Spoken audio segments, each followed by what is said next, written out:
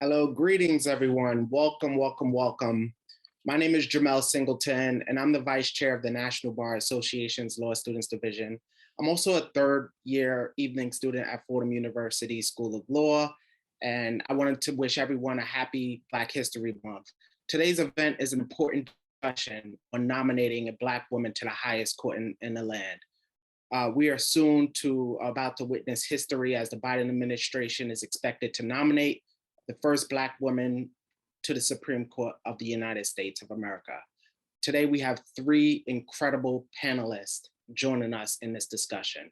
But before we begin, I would like to thank Stephanie Arthur, the chair of the National Bar Association's Law Students Division, for putting today's panelists together. As you know, the National Bar Association is the oldest and largest national network of Black attorneys and judges. And we as law students want to continue in the tradition of excellency and following our predecessors. So ladies and gentlemen, we're excited to begin this discussion. Let's get started. First, I would like to introduce the moderator, Jace Peterkin. He's a native of Baltimore, Maryland, and a first-year law student at the University of Pittsburgh School of Law. He is a 1L student Bar Association representative, law student member of the National Bar Association, and Black Men Lawyers Association. He is passionate about finding his ways to reform policies related to healthcare, education, and infrastructure. And in his free time, he loves to cook, read, and hang out with his godchildren at the library when time permits. So without further ado, Jace Peterkin. Thank you, Jamel, for those great words and for setting the stage for today's discussion. Again, my name is Jace Peterkin, and I will be your moderator for today. I want to take a quick moment and say thank you so much to our audience members for taking time out of your busy day to join us on this important discussion. We will have some time at the end of this discussion to answer any questions you may have. So feel free to send questions in the Q&A at the bottom of your screen or the chat box. And as time permits, we'll be able to ask some questions. Without further ado, I would love to welcome our amazing panelists today. First, we have Professor Patricia Broussard, who is a constitutional law professor at FAMU Law. Next, we have Mr. Anthony Smith, who is a recent graduate of Michigan State University College of Law. Next, Mr. Atiba Madian, who is a political strategist and author. And lastly, but certainly not least, we have Judge Stephanie Mitchell Huff, who serves as a district court judge in Dallas, Texas County. Both Mr. Atiba and Judge Stephanie Mitchell Huff will be joining us in the second half of today's program. Professor Broussard, would you give us the honor and just give us a little bit of background about who you are and what it is that you do?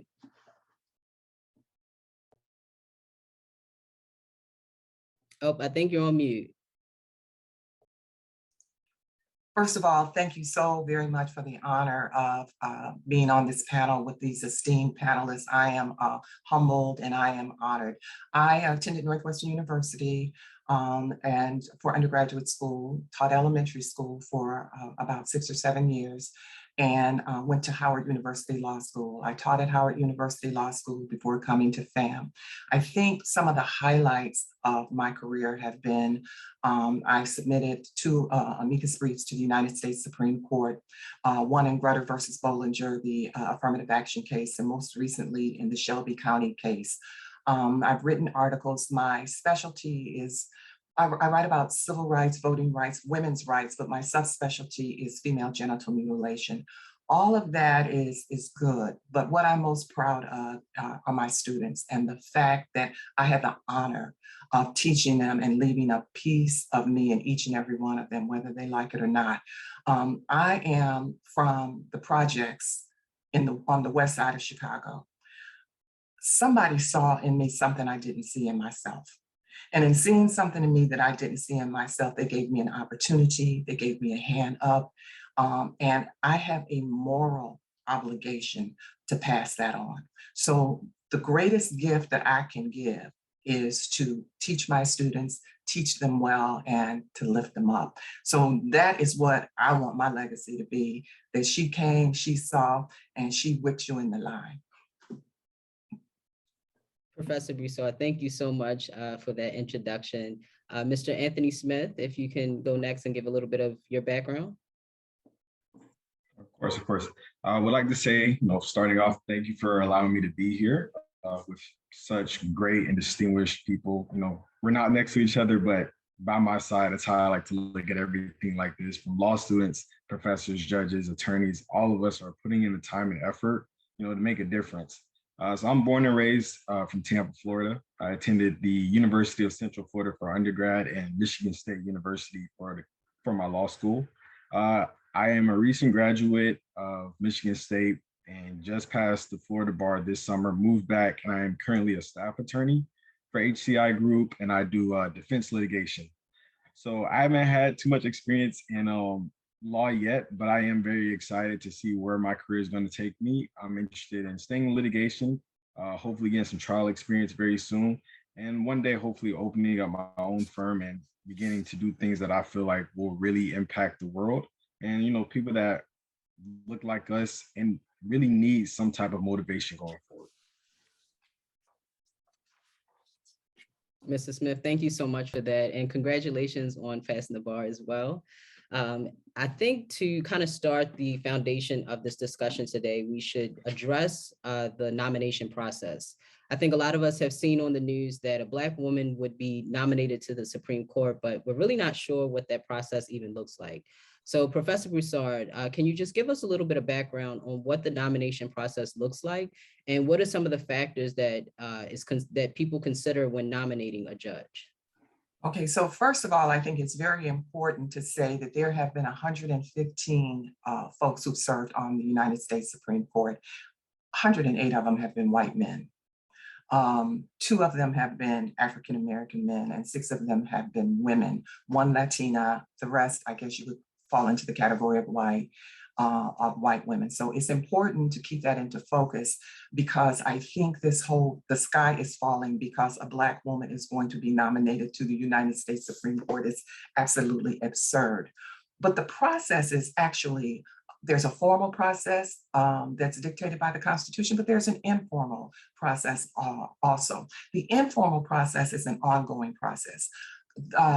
Folks are constantly, by folks I mean judges and people in the legal community, are being monitored, they're being watched, they're being followed to see where they stand on issues, what their credentials are like, how they present themselves. So there's an ongoing list of people that come to the attention of both parties and of neutral parties, of people who would be good for this United States Supreme Court. You also have to understand that we have a constitution, we have a preamble that says we the people. And it goes on to say, in order to form a more perfect union, that more perfect union is aspirational, it's ongoing. So to that extent, you have to include people in the nation who reflect the nation. So in keeping these lists of up and coming scholars, bright people, wonderful people, all the parties do it. So that's more of the informal process. The formal process starts with the president. And even that's informal to the extent that if he has people in mind from the list that has circulated, he feels it out. He's not going to just jump out there. He's going to go to friends, foes, and others just to float names to see what the reaction is. So once the president has gone through his process, which is interviewing, doing a deep dive on the people that have come to him that he's been paying attention to, or some of them might even be people that he has recently appointed to the federal bench with the intent and purpose of giving them some experience in order to be able to say they have the bona fides to serve on that court. So that's all informal behind the scenes. Once the president announces, and he says he's going to announce during Black History Month, so he's got until Monday, by my calculations, at midnight, to announce. So he announces, and then it goes to the Senate Judiciary Committee. And the Senate Judiciary Committee then does a deep dive. They research, they do background, they have documents sent to them, they meet, they confirm, and then they bring the witnesses, they bring the nominee in front of them, and they have hearings on that person. Then after they have hearings and they go through whatever they go through, they vote. They vote whether to send that person forth to the full Senate.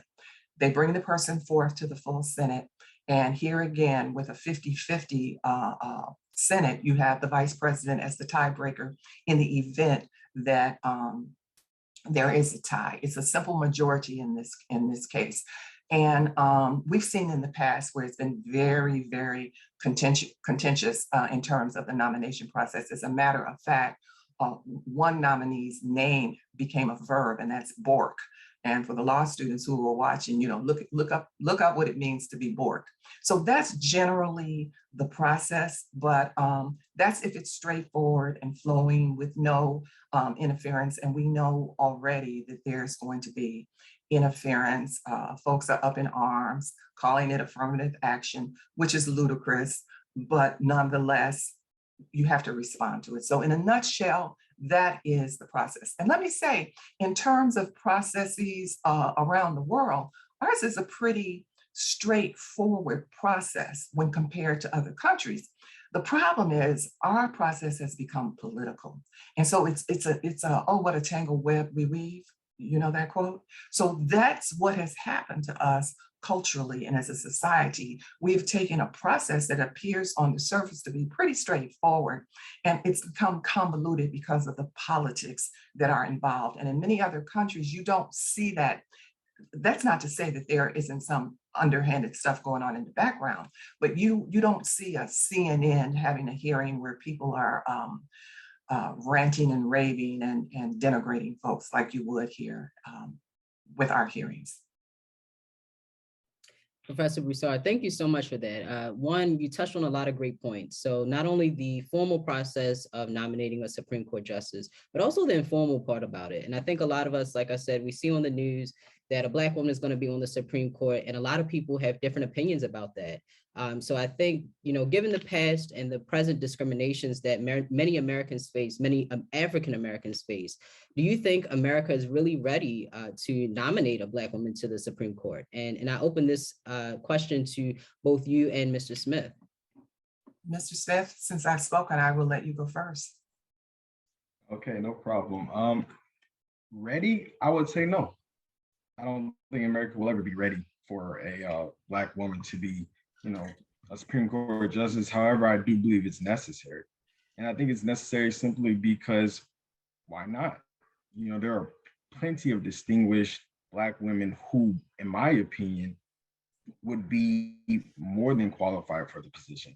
I do think, however, that, politics aside, there are certain buzzwords that are used to, get people going on whatever side of the political spectrum you're on. And I think this is one of them. And I unfortunately don't like that it has to even be a discussion. We shouldn't be sitting here talking about, oh, is America ready for this? Is America ready for that? At the end of the day, there's a job that needs to be done. There's a vacancy that needs to be filled. And why not? There's really shouldn't be so much discussion, so much back and forth. There really shouldn't be so much tearing down that even has to go, or even so much minimizing these women's credentials, their statuses, or deep diving into their history to find whether it's something minute that they can just blow out of proportion. It's honestly heartbreaking because my mom is a Black woman, and whoever would be elected or selected to that position more than likely is going to be someone's mother, maybe grandmother, sister, aunt, whatever it is, and they have to deal with that in the public view. It's really tough to accept at times that the legal field is not diverse. They're what, maybe 5% of lawyers are African American or Black, and only 2% are women. And so if you look at that statistic alone, it's shameful, especially when you look at Black women being the most highly educated group amongst all people. So in my opinion, no, America is not ready, but they need to get ready. And I thank you so much for that. I have to echo that. Let me just run back about 2 minutes worth of history.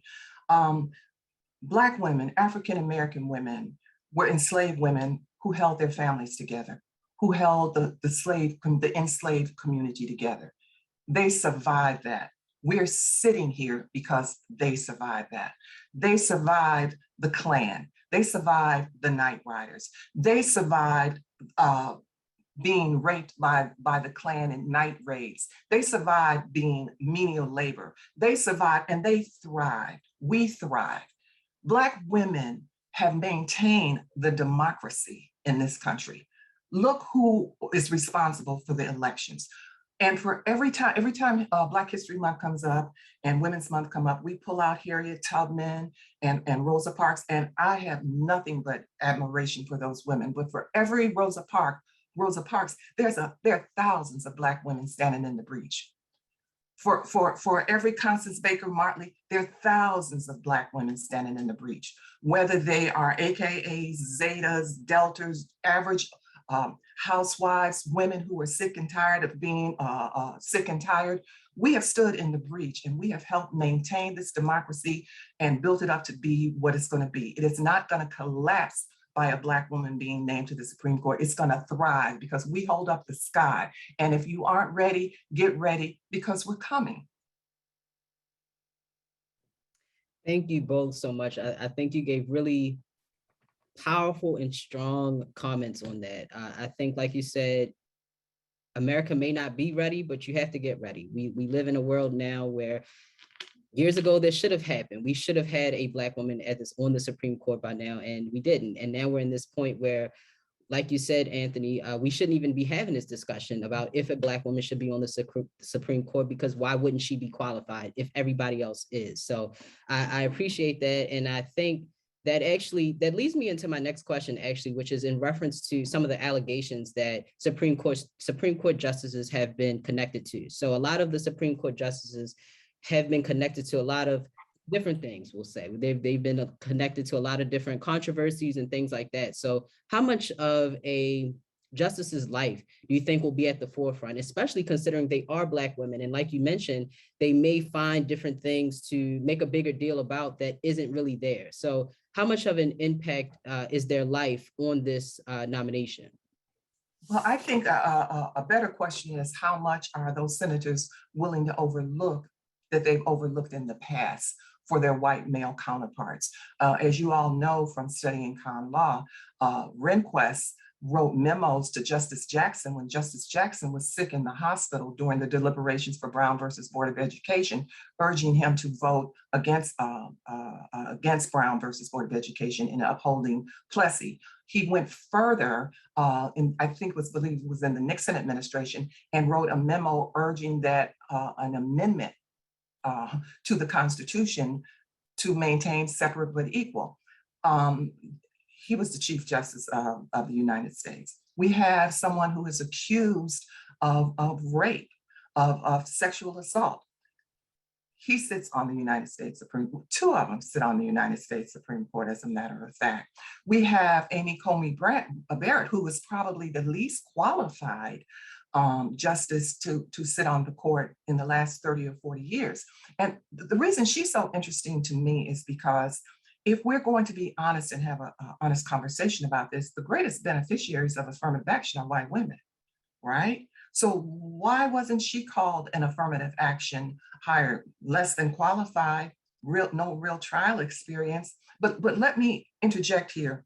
That is not a requirement. The Constitution does not require chief justices to be lawyers, right? Necessarily. So what about them? And I hate the whataboutism that we play in the world. But if you're going to drag out affirmative action, let's drag it out and talk about the affirmative action that has been practiced in the name of white women and white men in this country. And nobody is howling about how she wasn't qualified. So I think it's hypocrisy, and it's just hypocrisy, and it's ironic that, like I said, on the heels of elevating this woman to the court, we turn around and say, Black women who've met your standards, you are the one who decided an Ivy League school was the premier school to attend. You're the one that set the parameters, and by you are, I mean the establishment as we know it. You are the one who set the parameters for what a fine intellect looks like. You're the one who set the standard for what experience means. And now you're going to backtrack when Black women not only meet the standard, but exceed the standard. And let's be clear about this. we all benefit from Black women. So this isn't the Black community. Yeah, we're celebrating, we're having an Obama moment, but let's get real about it. The entire country benefits from having a Black woman sit on that court. The entire world benefits from having a Black woman sit on that court. Yeah, I 100% agree with everything Professor Broussard just stated. And I just really want to add one thing, just as to like the rippling effect and like what really goes on, at least from my perspective. You know, I'm a 26-year-old recent graduate. So a lot of my friends, a lot of my colleagues are deeply into social media. And I think at this point, news information, whether it's fact checked or not, really spreads like wildfire.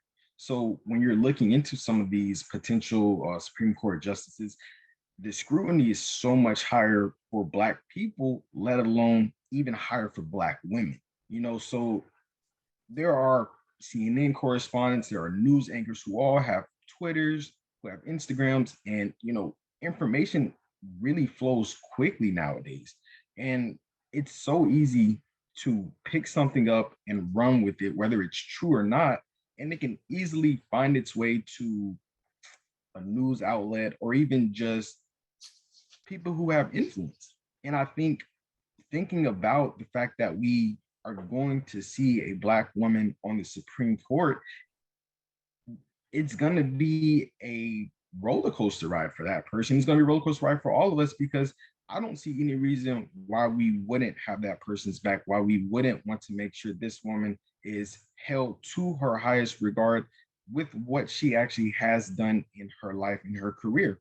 Because as the professor just stated, many people have been elected that, in my opinion, should not have been. They have been granted this high esteem for reasons that we all know shouldn't be allowed, right?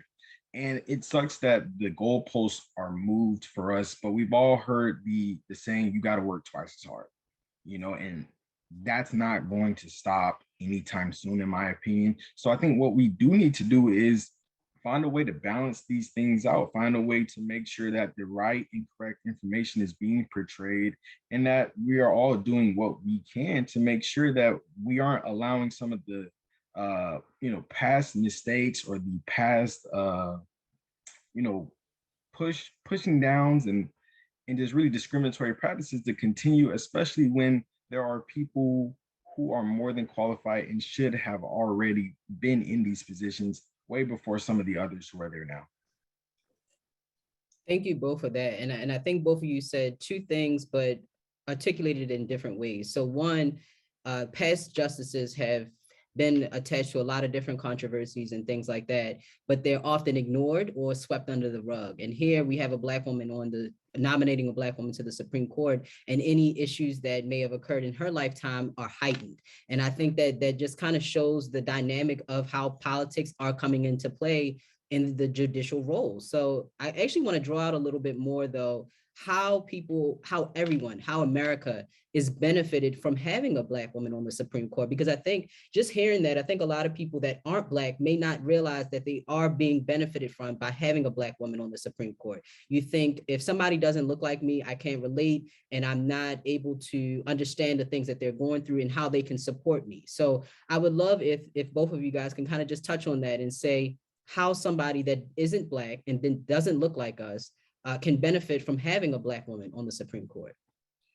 So first of all, we tout ourselves as a representative democracy, representative in that we get to elect folks who represent us, but representative in that they are supposed to take our views.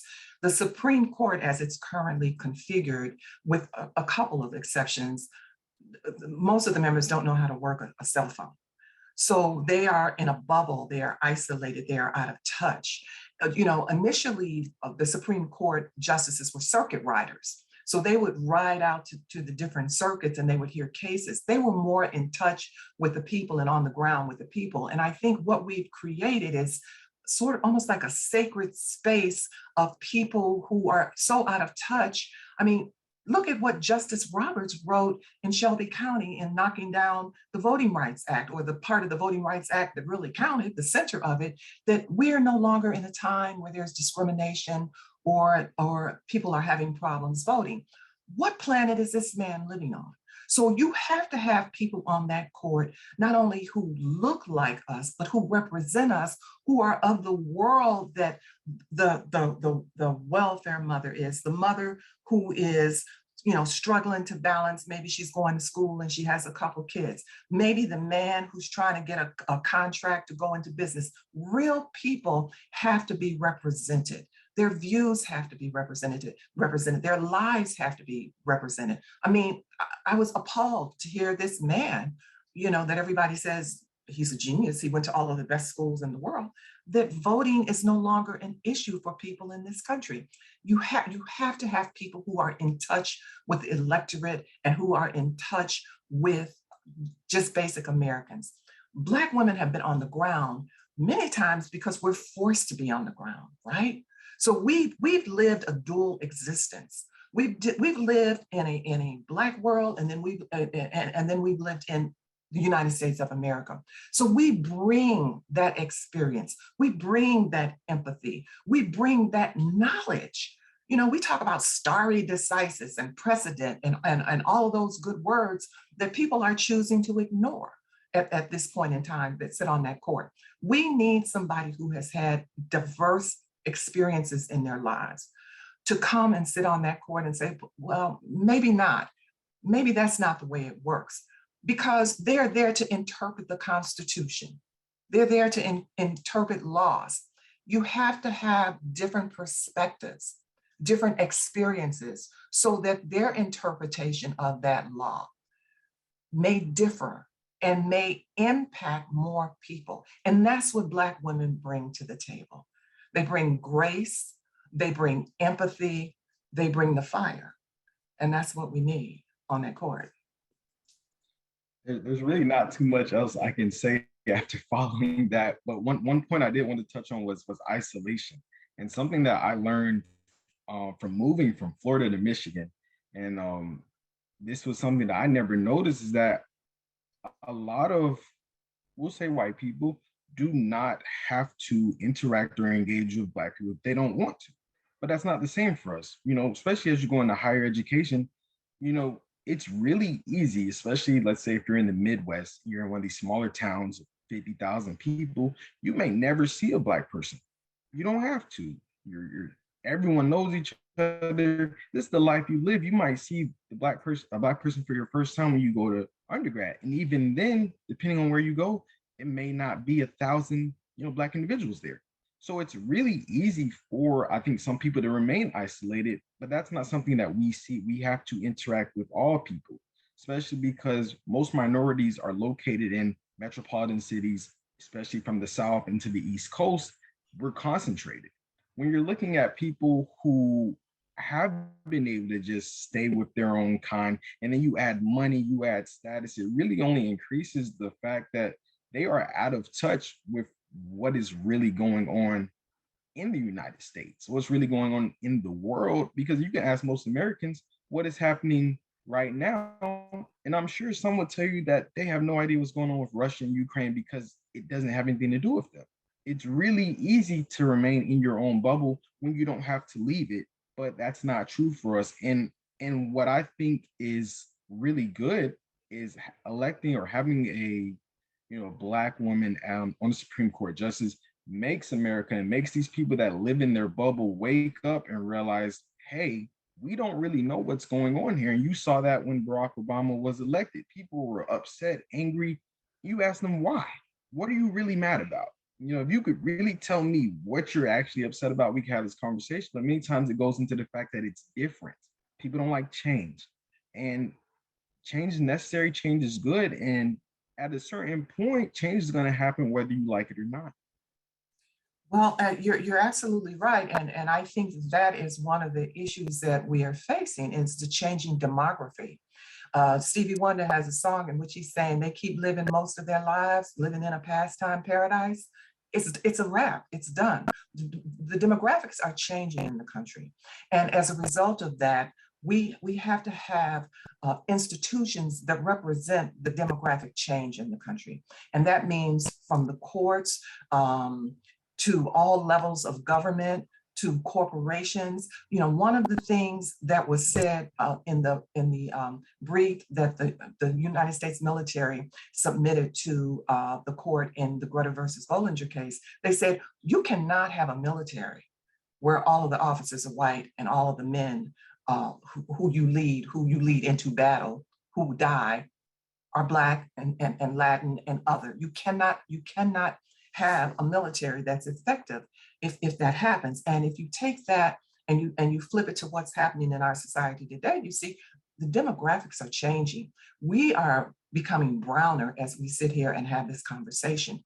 And so much of what we see going on is an attempt to secure the future for a select group of white people and their children and their grandchildren and so on and so forth, even though what they select as the leaders of this country don't represent this country in the least. So there's some things happening in the background that impact everything from the reaction to this pick to this whole kerfuffle about critical race theory, which people couldn't define if you held a gun to their head. So there are a lot of things going on that are fueling the outrage at this point in time. And let me just say this. Folks were just livid that Biden said that he was going to pick a Black woman to sit on that court. I didn't hear a peep out of anybody when in 2016, Trump assured people at his rally that he would never pick a Black woman to sit on the Supreme Court. But somehow we have conveniently forgotten that, and that doesn't weigh in on the equation. So there's a lot going on around us that's feeding into a lot of the nonsense that we are going through right now. Thank you both for that. And I thank you guys. You touched on a lot of things that I think we fail to realize, and that's we live in a world that isn't just America, and it's not just a white America, right? We're all Black people and we live in America. And I think a lot of times that gets pushed to the side in our opinions and how we feel and how we show up, things like that doesn't really come to the forefront. And so, like you said, when President Biden said we were nominating a Black woman to the Supreme Court, everybody was upset, which in reality doesn't really make sense because, like you said, we're in a process of changing. And how long are we going to wait to allow a Black woman to be on the Supreme Court? At what point, a lot of times, people say we're not ready for that. America isn't quite in that space to allow Black women, but when are we going to be ready? At what point is everybody going to be comfortable? Because that's what it seems like. A lot of people just aren't comfortable with having a Black woman on the Supreme Court. So, Professor Broussard, I would love if you could kind of just expand a little bit on Justice Barrett's background and how that pales in comparison to the nominees, Justice Brown Jackson and Justice Child. Well, for one, as I said, she has never tried a case at all. And I think she only sat on the court for a few months. And you've got to understand what was happening with her during her legal career. I talked about the Federalist Society and how Federalist Society was one of the groups that was vetting folks to feed a list to any Republican president that came along as potential nominees. So what they did was they watched some of the things that they did in order to get a barometer. For example, I don't know if you guys remember the case where Kavanaugh denied, I think it was a 15-year-old girl, the right to have a termination of her pregnancy. Well, that's a way of giving a nod to folks that I'm not pro-abortion. I will do whatever I can to overturn it. Same thing with her. Very limited experience, didn't sit on the court that long. As a matter of fact, I think she spent the bulk of her career, I believe, as a law professor. But she signaled, she let everybody know that given the opportunity, she would overturn abortion. And of course, she's the poster child for the Supreme Court. She has adopted children, not only adopted children, but she has African-American children in her family. So she's the perfect candidate to put out to, well, of course she's not racist. Look at her, she's got African-American children. Of course she believes in motherhood. She believes so much in motherhood that she would adopt children, and she urges everybody else, just go on, have that baby. Somebody will adopt it for you. Look, I took Black babies. Y'all don't worry about that. So her experiences, when you compare it to everybody else, so limited, right? In terms of the judiciary, in terms of what she's being able to perform. Now, I already said that it's not a requirement that you be a lawyer. The Constitution is silent on that, whether you have to be a lawyer in order to sit on the Supreme Court, although most everybody was, either through going to law school or studying under someone else. But all through time, experience has varied. But you get somebody who's been a public defender, like these women. You get somebody who's been on that state court. You get somebody who's worked in all kind of pro bono fields. You get somebody who's been a district judge, right? And you compare them to her, and there's no comparison. And as I said, even if you look at the record at the schools they attended, I didn't decide that Harvard, Yale were the premier schools. But if that's the standard that you use in order to deem someone qualified, why does that not work for these 3 Black women, but somehow it works for her when she didn't attend any one of those schools? So when you stack up their experience, both judicially, just both where they went to school, some of the things they've worked on, some of the community involvement they've had, there's really no comparison in terms of her credentials versus their credentials. The only difference is the color of their skin. And it's shameful, but this is where we sit in 2022. Absolutely. And thank you so much for that. So we're nearing our halfway point in the program. So I just want to remind the audience, if you have any questions, feel free to send it either in the chat or in the Q&A. We will have some time towards the end of the panel discussion to answer any questions that you have specifically for our panelists or just in general on the topic itself. We do have our third panelist, Mr. Atiba Madian, has joined us, and I wanted to just give a brief introduction, if he could give just a brief introduction to what it is that he does and a little bit about his background.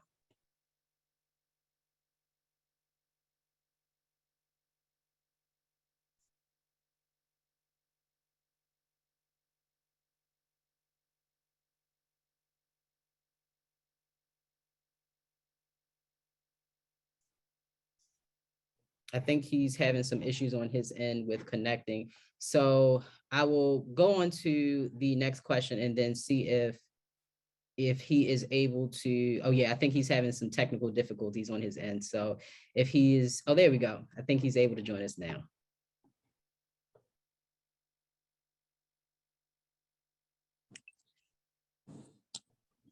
Hi, Mr. Atiba, can you hear us? I can hear you. Hold on one second. Let me Sure thing. put this on my Bluetooth. I was trying to do this through my phone, through my computer, but it's not working. Sure, no problem. Okay, there we go. So if you can just give a brief introduction to who you are, and we'll go from there. Sure.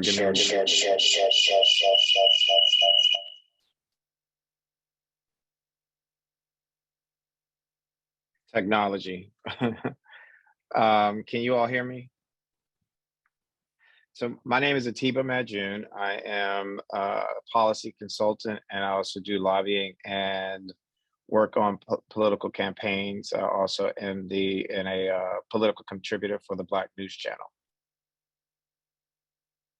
All right, thank you, Mr. Atiba. So my next question, we've kind of laid the foundation of the process of nominating an African-American woman to the Supreme Court and some of the past discriminations that have, or some of the controversies that other justices have been attached to. But I would love to know your thoughts on some of the political rippling effects that will come from this nomination.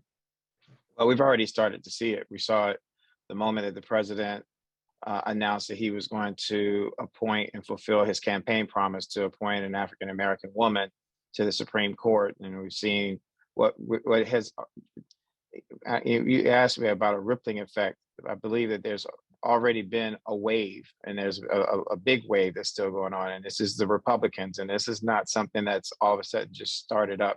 And some people, you can't go back to Trump. You've got to go all the way back to 2008 if you want to go from there, where Republicans were upset that a Black man was elected to be president of the United States and was living in what they call the White House. I prefer to call it the president's house.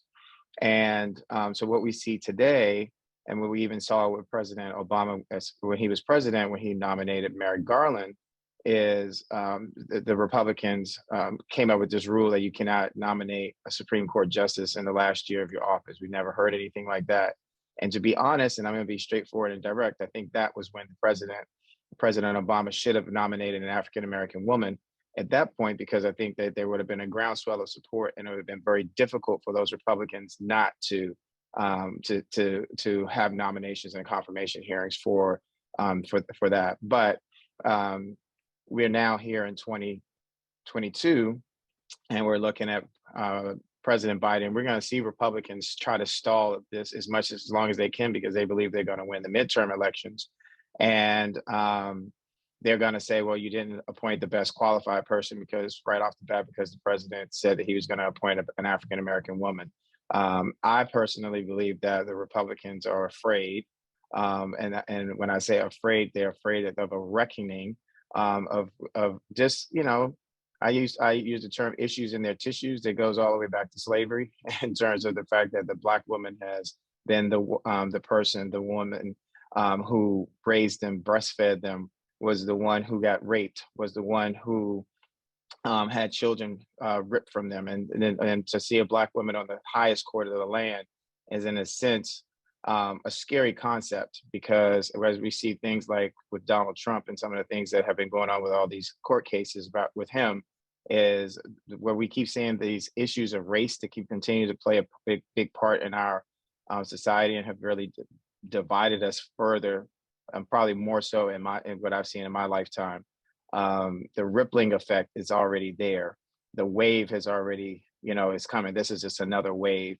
But we've got a lot of work to do. And I think that in order to make sure and to ensure that a Black woman is elected to the court, the reason why I bring these things up is that we have to remind America of who they are, and remind them of their guilt, and remind them that not only do they owe us, but it's beyond time for there to be a Black woman on the Supreme Court.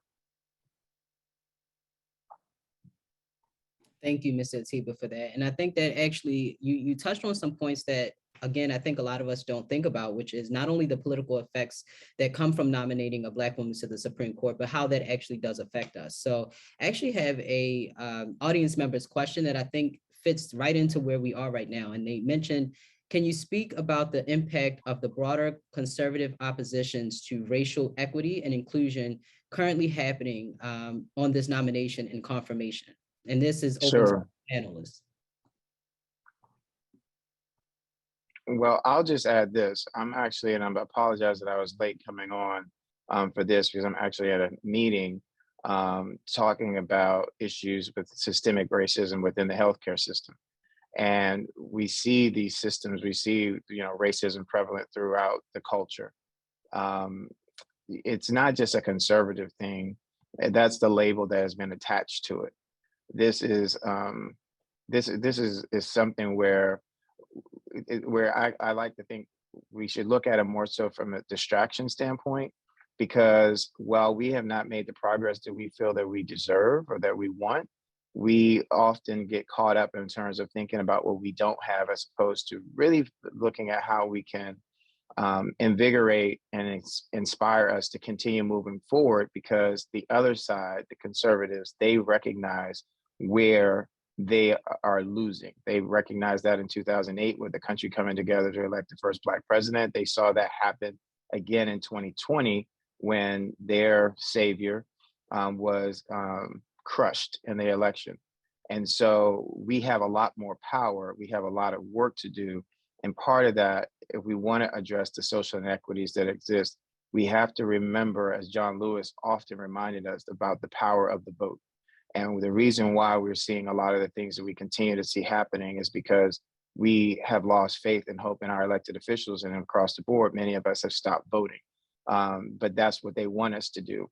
And we can't keep falling into that abyss. So in order to address the social inequities, we have to continue to hold people accountable, but we also have to find ways that we get people into positions of power and hold them accountable to making sure that we get the just laws and the people on the court like we want in terms of having an African-American woman. We shouldn't stop there with just one African-American woman. We should be pushing to get another one after that onto the court also. And I agree that a lot of what we see are false flags. They are distraction. And I think that I reiterate what I said before. The changing demography in the country has people on edge. We are living in a time where the pendulum is swinging, and it's swinging, and it's going to eventually equalize. But for now, we're all kind of shell shocked because there is this faux outrage. Ask yourself why people would say, we don't want our children to feel guilty. We don't want our babies to be hurt. We don't want our babies to be traumatized by the fact that some of their ancestors might have been cruel slave owners, might have been people who did everything they could to keep Black people out of their neighborhood and all minorities out of their neighborhood. We think that that information would traumatize our children, and we're just protecting our babies. But you won't pass a bill about guns. So it's okay for your baby to be shot in school, but not taught in school, to not have history taught to them. Nobody is blaming or pointing a finger. We are trying to form a more perfect union. And one of the ways you do that is to not repeat the past mistakes you've made. And one way you don't repeat them is to learn about them. So this whole notion of, oh, our babies are being traumatized and they're all false flags, and they are put out there in order to keep us separated, in order to keep us disrupted, and in order to keep us from coming together and doing what's best for this country. And it is working. You have people who have never been to the school, period, to check on their children, ranting and raving and spewing COVID at school board meetings, talking about they don't want their kids being taught critical race theory. It's absurd, but it's working. It's working to divide us. When you see a country that not only starts to burn books, but starts to praise Putin, we're in trouble. But it's all of those are distractions. They're deadly distractions, but they are distractions because we are becoming a brown society, and these folks have to figure out how to maintain control and to stay in power for generations to come. And I just want to kind of add on to the anti-CRT movement that we see. It really just, in my opinion, perpetuates how many white people want to remain in their bubble and remain coddled. And it speaks to the privilege. Growing up, many of us, and I can use my own personal anecdote, my parents let me know at a very early age, hey, watch the people around you. Understand that everyone's not your friend, whether they look like you or not, but you're not able to have that privilege to escape things that might make you feel a little bad. You have to deal with it. And we're taught slavery in school. We're taught, how we were treated. We're taught, how people were hanged for nothing.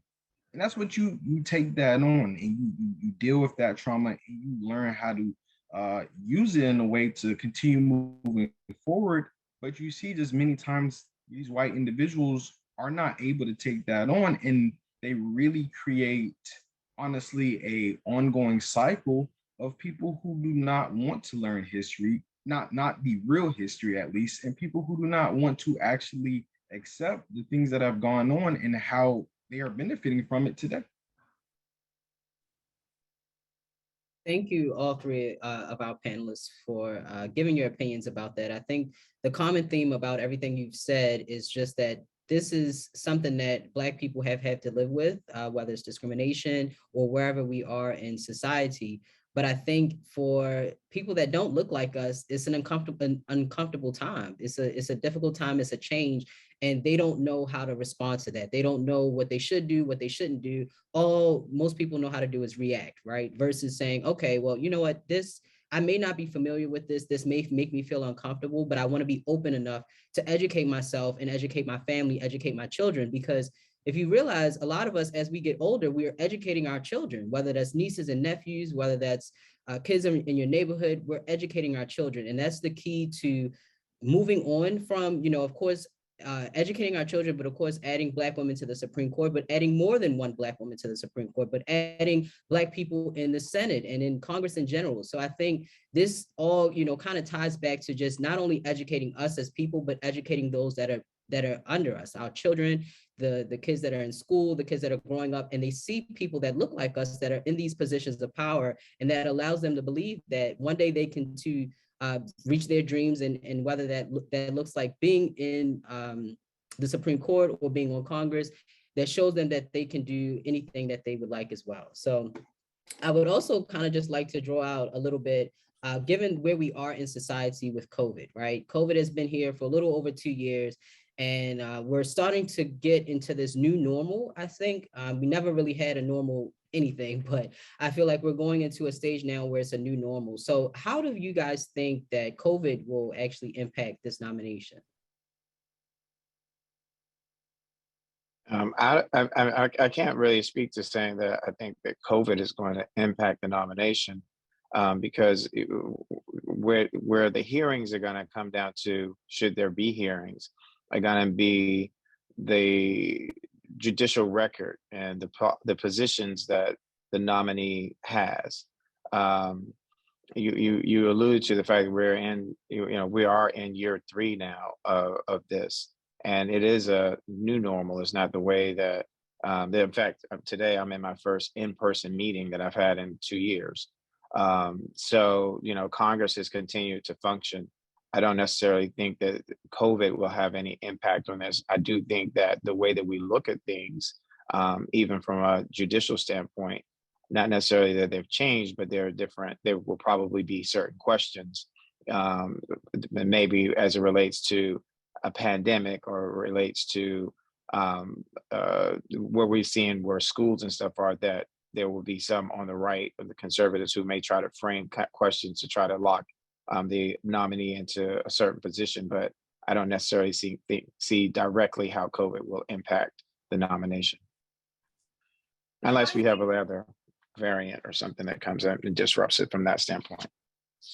I think the impact COVID has had and will have is not a direct impact. I think that what the pandemic has allowed people to do is have time on their hands. And with time on their hands, 3/4 of Americans have become epidemiologist specialists. They've become now they're strategists on how Russia couldn't identify Russia on a map if somebody pointed it out to them. And now they are going to become experts on the judiciary and the Supreme Court and how that works. And so I think you will see a lot of people weighing in just because they have the Googler or the Twitterer or the Instagrammy thing. And they will be using that to get their information from, because that's what they've utilized over the last few years to entertain them and to give them information. So I think those social media tools will be used to feed false information to folks. And so you'll have people up in arms when they find out that maybe someone who's nominated, when she was in the 5th grade, her father lost his job.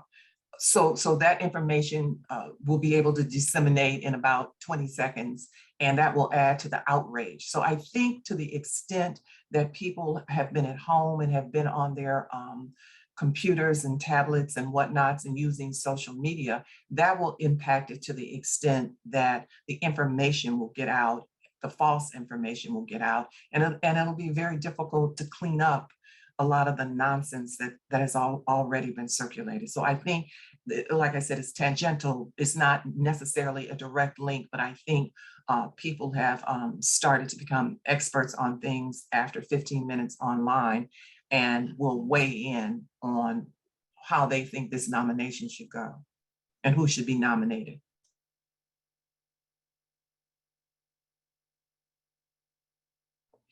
All right, thank you so much for that. I think something, Mr. Atiba, you mentioned earlier, and Professor Broussard, you just mentioned just now, is 1, social media, and 2, voting.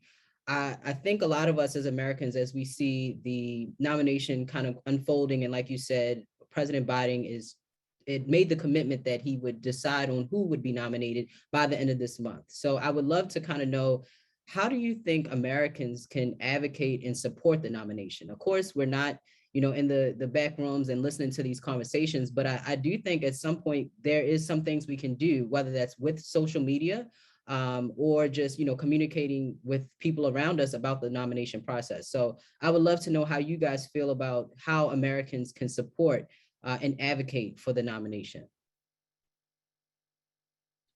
I think it starts Well, with simply, oh, my apologies. no, go ahead, Anthony.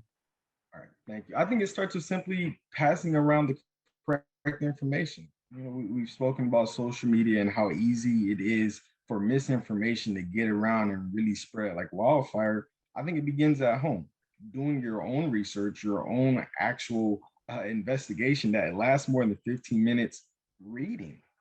Simple things, in my opinion, will help us all get to a conclusion that supports the fact that we need to judge people and judge these nominees simply on their career, simply on what they have done, simply on the impact they have made, and whether or not they are the best fit for the position.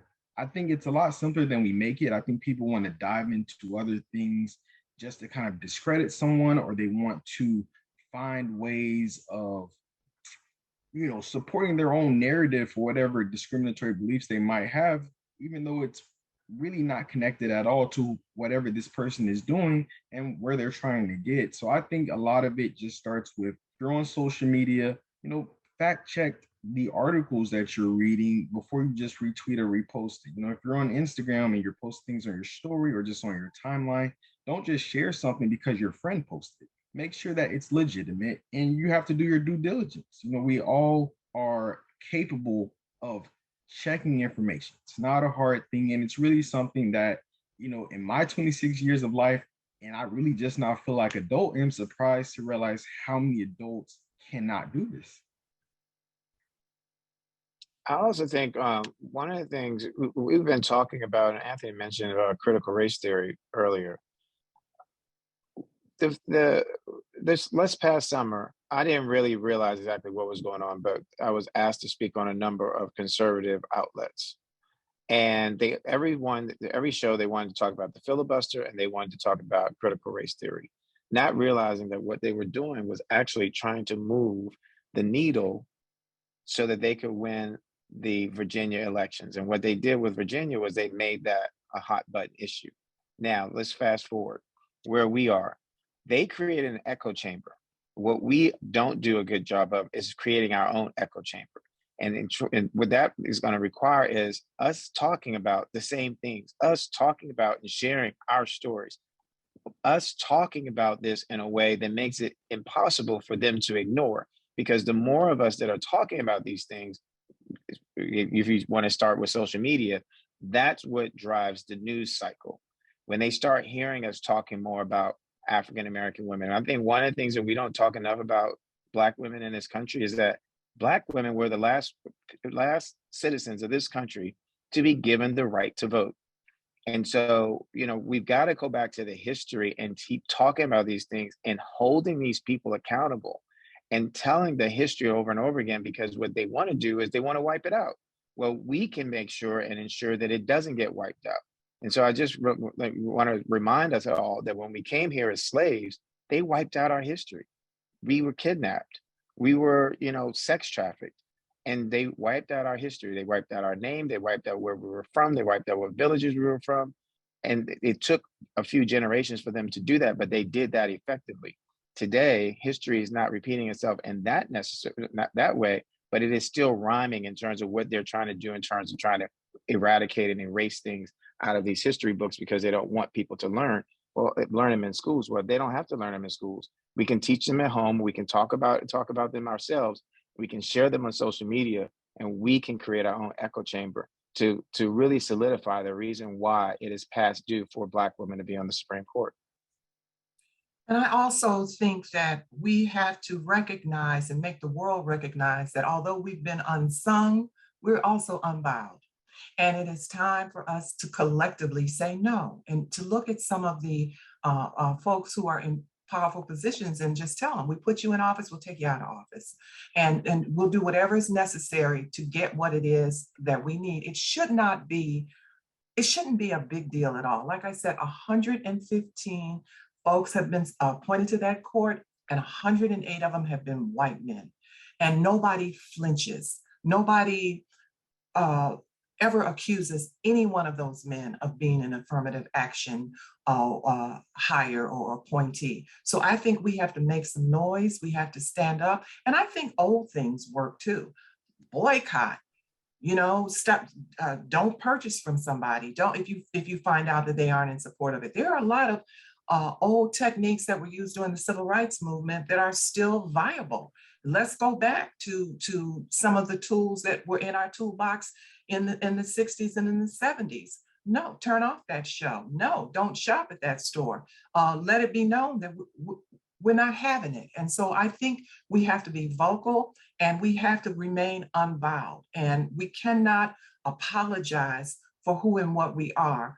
We are the best and the brightest because we're still standing. That's the thing that people don't understand. Still I rise. I'm here in spite of, not because of, but in spite of everything that was done to my ancestors, I am still here. And so we have to manifest that, and we have to do whatever is necessary to promote that and let dear President Biden know too. Fix this, get this through. You got connections, use your connections, do whatever is necessary. And we have to let that be known. We put you in, we'll take you out. Thank you so much. I think as a first year law student, it's amazing to just listen to you guys' opinions and how not only how well you articulate everything, but also how practical you make it seem. I think a lot of us, like I said, kind of going through this process, we don't realize how much of an impact having a Black woman on the Supreme Court will affect our lives essentially, and how much of an impact not only right now but going forward. Because as I go through some of the cases that I read, I look back at the justices that are there, and even just reading those opinions, it affects me. Especially, of course, being in Black History Month, I read these opinions and I find myself questioning, like, these things just don't relate to me in my life. None of these laws, none of these opinions fit within my morals and my beliefs. So I really appreciate you guys giving some background there on how Americans can support this nomination. We now have Judge Stephanie Mitchell-Huff, who just joined us. We're so excited to have you. If you can just give a brief introduction of yourself, and then I will continue with questions. Thank you so much. Can you all hear me? Good morning or good afternoon, I should say. My name is Judge Stephanie Mitchell-Huff. I am the presiding judge of the 291st Judicial District Court here in Dallas County, Texas. I handle criminal cases of felony level, anywhere from your thefts where you've stolen one too many times and now it's enhanced to a felony offense, all the way up to capital murders where they're seeking the potential of death or life in prison without the possibility of parole. I'm going into my third term. It'll be in January of next year. I'm currently on the ballot, but I am unopposed, thankfully, to God for that one. And I've done a number of different diversion programs, a number of different programs geared towards helping those that have found their way into the criminal justice system in hopes to end that cycle, that pipeline to prison narrative that we hear so much. So that's a little bit about me. I hope that's what you were looking for. And I'm so happy to be here. Thank you. Thank you for that. And this next question actually will be for Judge Stephanie Mitchell-Huff and Professor Brozard. I would love to know if you guys think, or excuse me, I should say, how much of an impact do you think a justice's past decision has on their ability to be a good justice? Because I think a lot of times we don't really realize how much an impact how much of an impact their opinions actually have on how they show up as a judge. So I would love to know how much of an impact do you think their past decisions will have on them being a judge? Professor Broussard, do you want to take that first, or would you like me to go? Well, I think through history, there have been justices who've sat on that court who've come in with one mind frame, but they've had a metamorphosis. They've had a change of heart. They went from being the sure thing for conservatives to the most liberal thing on the bench. So I think that although your past decisions certainly impact you and your future decisions and the decisions you will make on that Supreme Court. As I said, that is the litmus test in many instances for someone to be put on the short list of the Supreme Court, what their decisions have been in the past.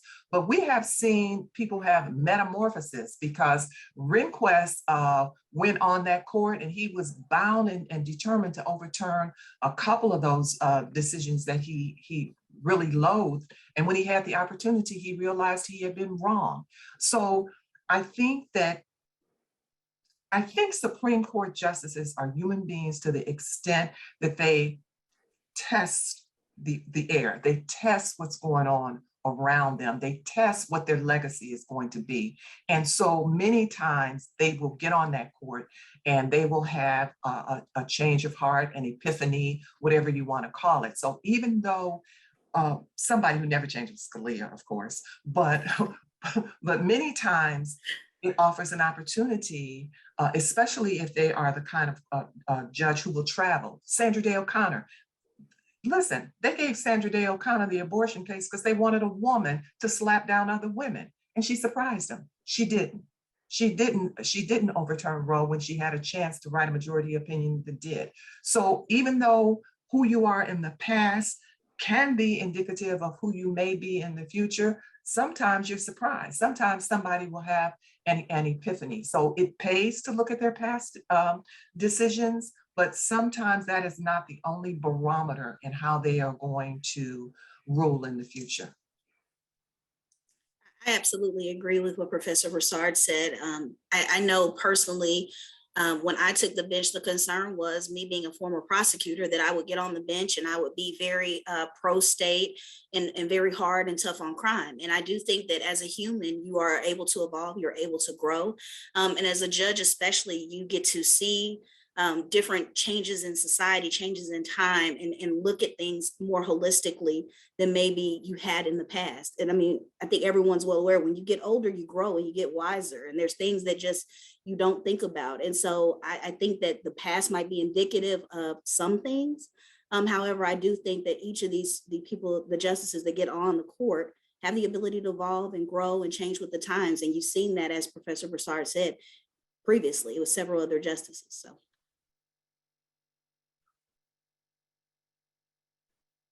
Thank you for that.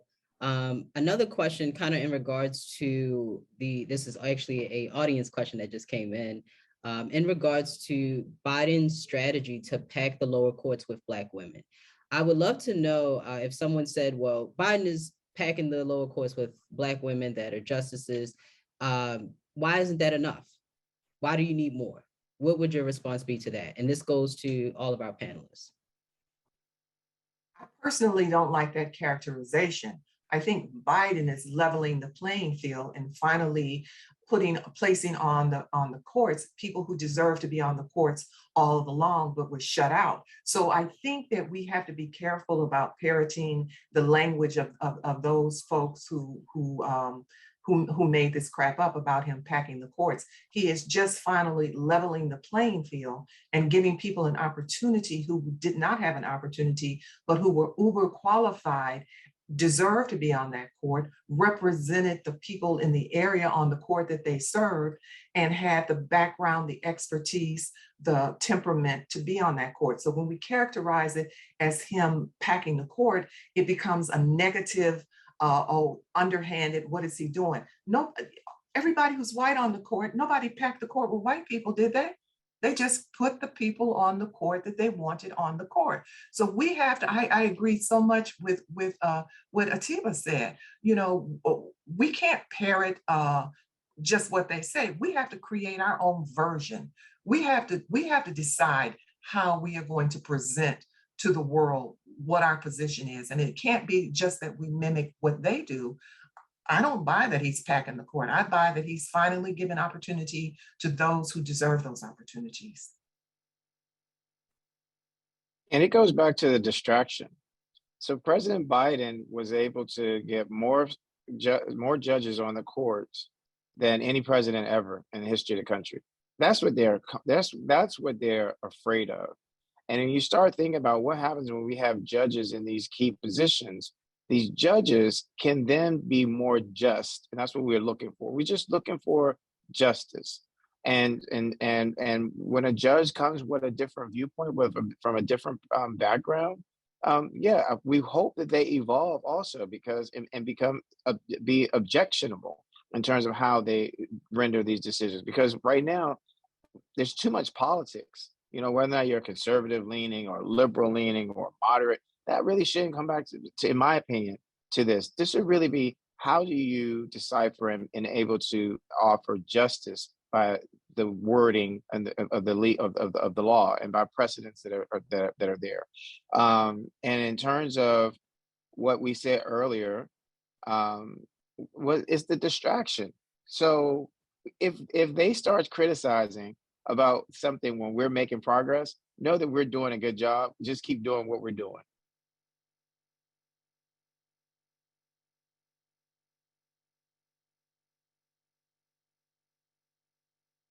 Trying to unmute myself. I'm sorry.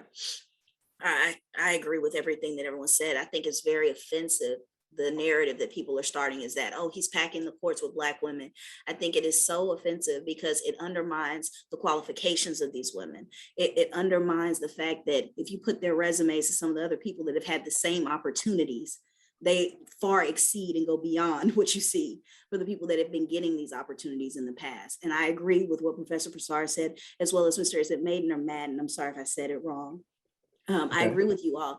I think that at this point, he is finally leveling the playing field and finally doing what is right, and it has been ignored for so long. Black women have been underrepresented in these courts for eternities. I mean, it's time.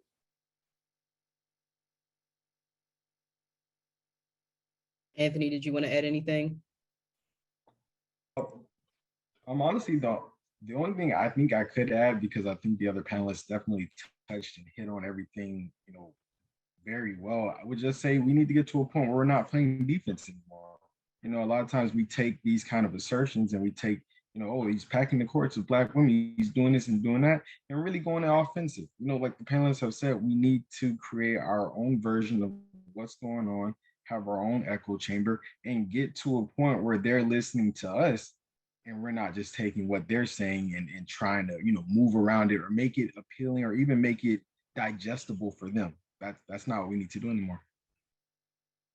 Thank you. And like you said, we shouldn't make it easy for everybody else to digest. We live in a world now where we have to make things happen, and we can't wait any longer. How long are we going to wait?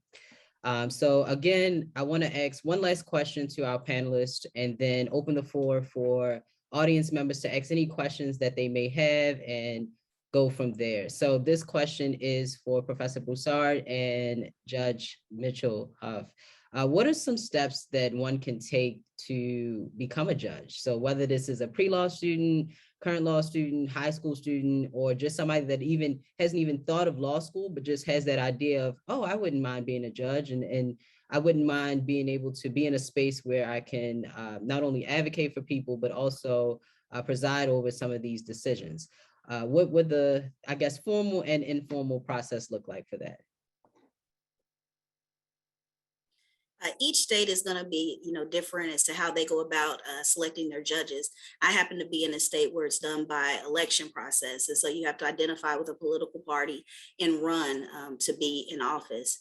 I would suggest to anyone that wants to be a judge that you focus your career towards developing those skills that you need. For me, I wanted to practice criminal law. I wanted to be a criminal judge. And so I focused my career on trying criminal cases of all levels, getting that experience and being in the courtroom. I was a trial dog trying to get the experience that I needed to get. And so I thought that was very helpful when I'm making decisions in a trial court. In a different kind of court that's not trial intensive, there might be a different process in trying to do that. And maybe Professor Broussard will speak to that.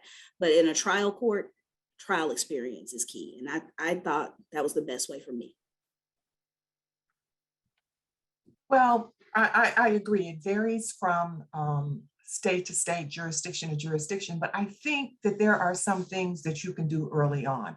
And one of the things I think you should do, and it sounds so antiquated, and I don't mean it to sound that way, you have to guard your reputation.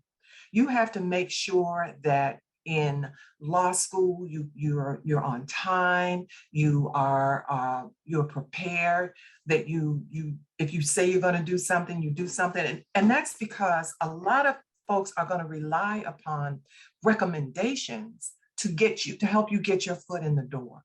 And I want to be able to say, she was magnificent. She came in on time. She was always prepared. She was helpful. So just basic understand from everything that we've said today, folks are looking for cracks in your armor. People are looking for ways to disqualify you, even when you are brilliant.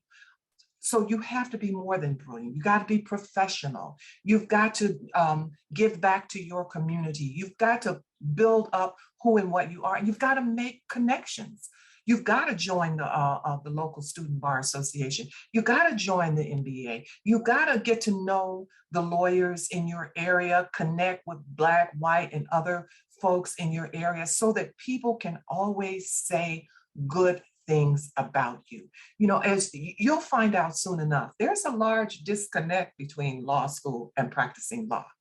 And so you need to have that experience of getting out there, maybe practice some law, be a prosecutor, be a defense attorney, get some experience under your belt, but always show the best of who and what you are. Always read, always strive to learn and to be better, and always, always be empathetic. Do some volunteer work. But the important thing is to make yourself into the type of person who knows how to dole out justice, who knows what justice looks like, and that people can count on, depend on, and can't look for chinks in your armor. Thank you so much for that. I think you both touched on points that many of us don't realize are just practical things. Being kind to people, being on time, and regardless of if you're in the legal profession or just any type of professional career, you know, you want to show up and show that you're the type of person that's trustworthy, that's honest, that shows up, is on time, and that is willing to help when needed. So thank you for that. I do have a a audience question that just came in. With the current focus on HBCUs, how do you see HBCU law schools preparing Black and Brown law students for the bench? And again, this can be open to all panelists. I think the same rules apply if you're at an HBCU or if you're at a predominantly white school. I mean, integrity is integrity, professionalism is professionalism. I think that being at an HBCU is different to the extent in the quality of care and love that you get. I mean, I tell people all the time, I don't know, I went to Northwestern University. I could never walk into a professor's office. I could never call a professor at home. I could never go to lunch with my professor and talk about the fact that I can't pay my rent. So what we give at an HBCU, hopefully, is support that you don't get, that allows you to flourish, that allows you to grow. And I think if we continue to give both the emotional support and at the same time the intellectual firepower, there's no substitute for teaching students the law, from holding your feet to the fire. You know, one of the first things I tell my class on the first day of class, and I say it with all sincerity, I love you. I don't even know you, but I love you. But let's be clear, I love you so much that I'll fail you if you deserve failing. That's how much I love you. So I think we have to hold their feet to the fire, but at the same time, what an HBCU does is we give some mama love and some daddy love and some uncle love, and we nurture folks to help them to have the confidence to say, I'm going to sit on the bench, I'm going to go for it.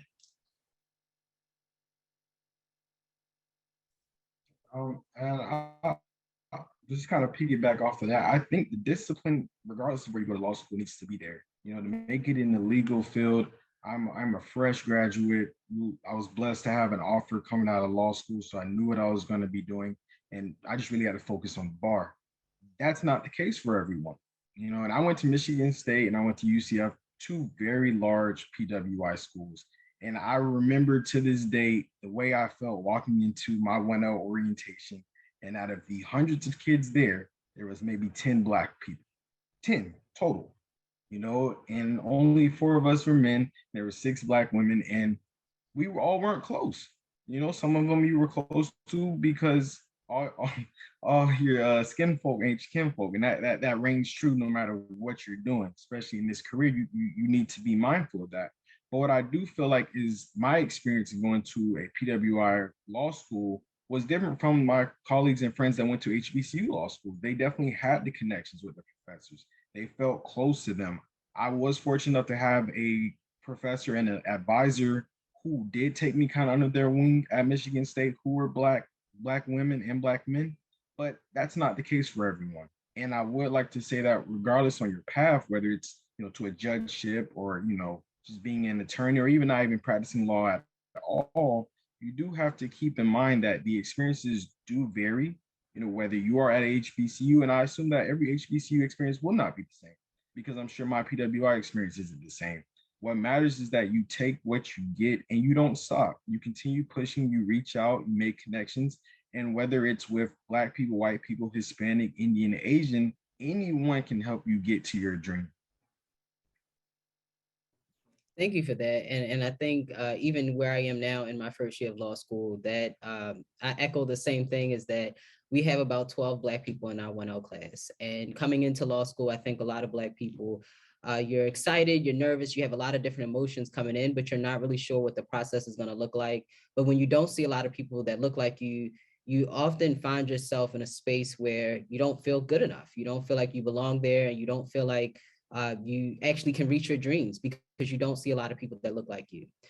So actually, just to piggyback off of that question, for students that are in PWI schools, what resources can they use to kind of get support from either Black attorneys or Black judges to kind of guide them through that process if they don't have that at their school? So I went to a PWI as well. I went to University of Kansas School of Law, and I did find that if I wanted to interact with lawyers that were minorities or Black men and women, reaching out to those in the BALSAs, the local Black Law Student Associations, were always great. Reaching out to the different bar associations, because even they have their own different groups. Like there might be, for instance, here we have the Black Defense Bar Lawyers Association.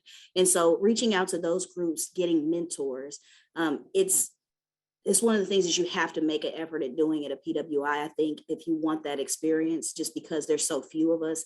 I think you said, Mr. Smith, that you had about 10 in your class. I think we had about 9. And by the time graduation came, it was probably 5.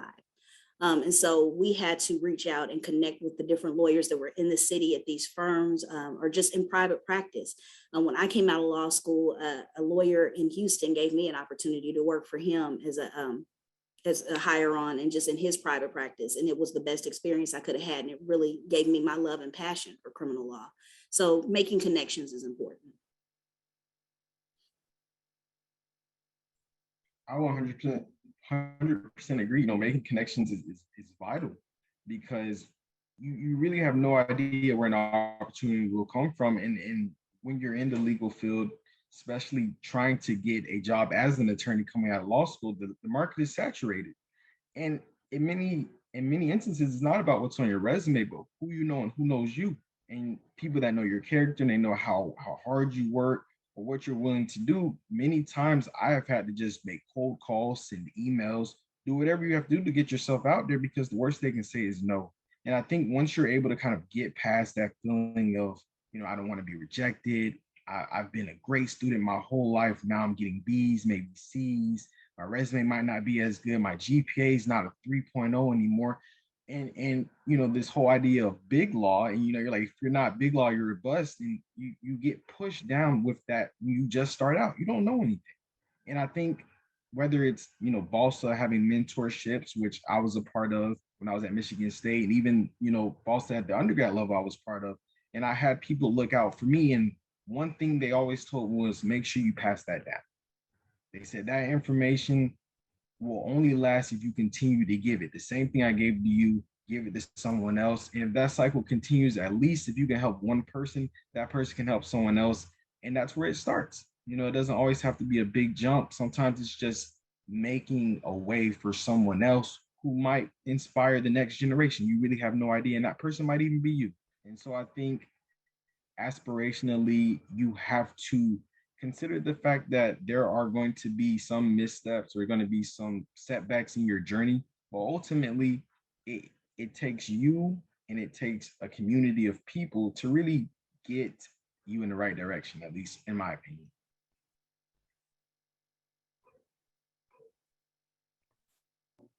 Thank you. And Professor Broussard, did you have any comments on that? If not, I can go ahead and open the floor and allow you guys to give some final remarks.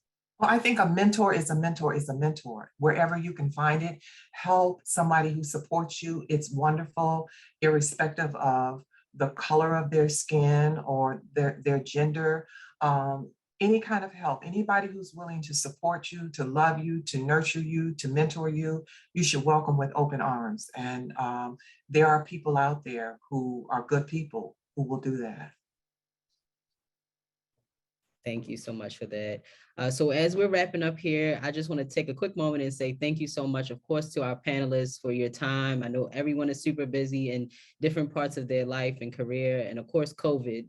But thank you so much for taking time to just talk and just be very candid about this topic. I think not only is it an important topic, but it also allowed all of us to be educated on this topic. But I also wanted to give you guys a chance to give any final remarks and then pass it on to our chair. I want to start by thanking you, thanking the National Bar Association Student Division and each of you individually. I think you're phenomenal. I look forward to having you in the discipline and to call you colleague. I am so proud of you putting this together and the way you have handled everything. You and Stephanie and Melanie, awesome. You make me proud. Thank you. Thank you so much for the opportunity to be here on such an esteemed panel. I appreciate the opportunity and being thought of in this realm. I do want to encourage you all. I know that law school can be very taxing and trying on you. I remember when I was a 1L and I'd never known a lawyer until I went to law school. So it was very different for me.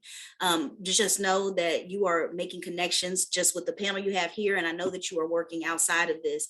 And I'm here to help in any way that I can. I would love to talk with each of you. And I hope that I'll leave my information in the chat.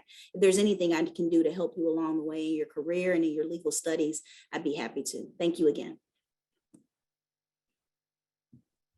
And I would again just like to express the similar sentiment and being grateful for even having the opportunity to speak here. And I want to thank you, Jace, as well as everyone else associated with making this happen. This has been a great thing. And Melanie, who has been a part of this as well, has all of my information. If you or anyone else needs anything, let me know. And I just want to leave with one word of advice as a recent grad. Please save your money. The bar is expensive. Not working is hard. Make sure you do what you have to do to make it to that next step, but it's definitely worth it. And the next couple of years are going to fly by, so just make sure you don't miss it. Thank you so much for that. And I will make sure to take that with me as I'm going and finishing through my second semester of law school and further on. I'll now go ahead and pass it on to Stephanie Arthur. She is our chair of the NBA LSD. Good afternoon, everyone. Thank you for this amazing program. I want to first thank all of the panelists, Judge Stephanie Mitchell-Huff. We share an excellent friend together, Ms. Kim Hunt, who made this happen. Professor Broussard, thank you so much. You really spoke. I was jumping out of my seat because I think your message was spot on, but just very, very well received, at least by me, and I'm sure the audience. And then Mr. Anthony Smith, thank you for joining us. I know that we had reached out to you in the last minutes, but thank you for adding your insight. Mr. Atiba had to jump, unfortunately, so he couldn't give some final remarks. He's at a conference. But what I will say is that I'm hoping for the audience that you all took some information from today's program and got some insight about the unique challenges that a Black woman nominee will have to face ascending to the high court, and just how political it is. And so as law students, we want to be in real time a part of conversations like this, because this is going to impact us in the long haul. Lastly, I would like to thank the program committee. So Mr. Jace Peterkin and Melanie Lumpkin, Melanie, who are students, one from University of Michigan and the other from Pittsburgh Law, who jumped in and planned this program. Thank you both for doing this, as well as my vice chair, Jamel Singleton, who's also on the panel, who stepped in today. Lastly, let me just do a quick plug for the NBA LSD, so the National Bar Association Law Student Division. We are 800 members strong, and so we are looking for members. We're always looking to expand.